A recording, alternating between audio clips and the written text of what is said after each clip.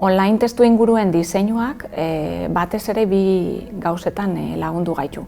Bata da pandemiak berak sortu duen egoera dalata, eduki ditu ikasleak konfinauta eta beraz onlinean jokatu behar izan dugu. Gainera, aspaldidanik Arizmendi ikastolan amesten dugun hezkuntza eraldaketa hori nolabait azeleratu duela, ezta? Ikasleen autonomia sustatzeko aukerak, adibidez, edota ebaluazioa inoiz baino ezigarri egitekoak aprobetxatzeko momentua ikusi dugu eta ikastaro honek horretarako ere ideiak, tresnak eta gakoak eskaini dizkigu. Gauzarik azpimarragarriena edo garrantzitsuenetakoa bai izan dela konturatzea gure egitasmo pedagogikoa zentruan jarri behar dugula, ezta? Eta gure baliabide teknologiko eta digitalak horren zerbitzura egon behar dutela eta ez alderantziz, ez?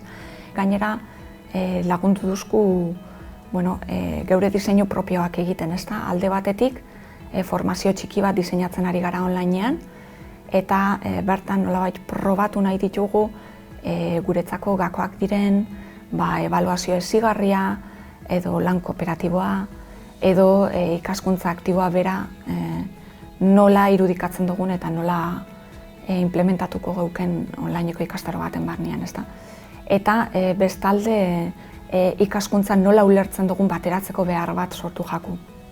Eta horren baitan, ikastaro honek bai lagundu duzku ideia gakoak identifikatzen eta marko bat osatzen ikastola osorako.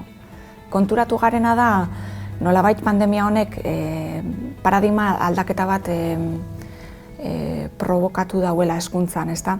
Onlineko ikaskuntza eta bitariko ikaskuntza ez bakarrik orain, baizik eta hemendik eta etorkizuna bitartean gakoak izango direla. Eta bertan erabiliko ditugun tresna eta baliabideak oso rol konkretuak izango dituztela, ezta? Orduan hori guztia ordenatzen eta estrukturatzen lagundu digu ikastaro honek.